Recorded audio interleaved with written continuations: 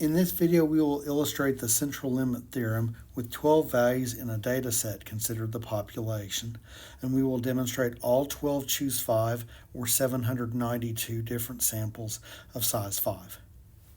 This spreadsheet file will list all of the 792 possible samples and sample means. And what we'll have here is the values themselves. Well, let's look at the original set. 20, 21, 21, 21, 22, 22, 23, 23, 24, 25, 27, 30. It's going to be data that's kind of skewed to the right. And I'm going to scroll about every 30 samples there if you want to just take a look there. This was a very meticulous effort I made many years ago in this spreadsheet file. So values are going to be in columns A, B, C, D, and E. Sample sums are going to be in column F, and sample means are going to be in column G. So I'm going to slowly scroll about 30 at a time. So this ends at 33. You can feel free to pause as you need to. You want to verify all of these different samples.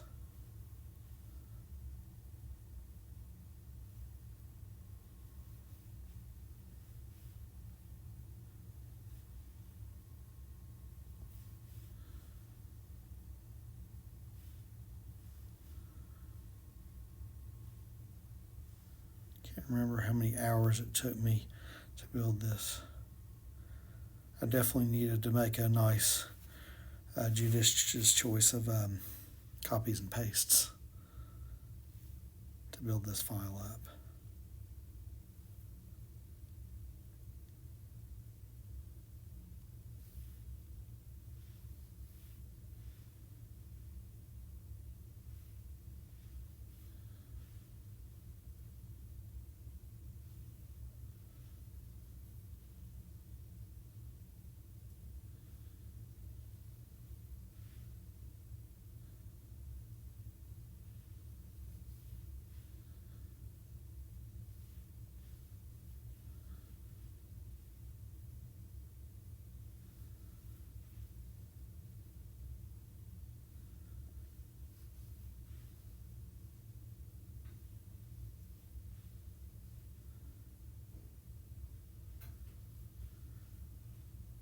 I always wondered if there's software out there that you can automatically just feed the software.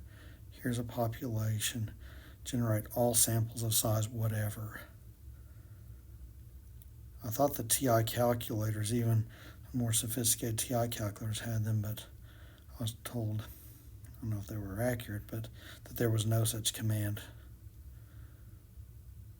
Just say here's a data set and it'll just generate all the possible sample means. So I did this the old-fashioned way, and here we go. Okay, so we've gone through all the possible 792 sample means. Here's a tabulation of all the sample means. The smallest possible sample mean was 21, and the largest possible sample mean was 25.8. And these frequencies I actually copied and pasted from another file here, but you can actually go through all the results from G6 to G797 and do the countif command. So notice in cell K802 I've got equals countif G6 colon G797 equals 21, and there's a frequency count of 2. I did this in another data file and got the 2, the 5, the 14, the 20. I'm going to click on all the different cells. But 2, 5, 14, 20, 30, 36, 46, 46, 51, 56, 59, 54, 56, 54, 50, 46, 40, 32, 30, 22, 18, 12, 8, 3, and 2. This is obviously not perfectly symmetric and bell-shaped, but it's a lot more symmetric and bell-shaped than the original data set. And this is what helps to illustrate the central limit theorem, that as your number of sample means grows larger and larger, you start getting these distributions of the sample means get closer and closer to the normal distribution. So with those data values, there was another file, and I'll go ahead and switch over to the other file that creates the histogram. And here's what the histogram looks like. Now it's not a perfect symmetric bell-shaped curve, but it does get, like I say, a lot closer to the normal distribution curve than if we tried to plot out like the 21, the 322s, the 223s, and so on, and see what the histogram looks like for the original data set. It'll definitely be quite skewed to the right.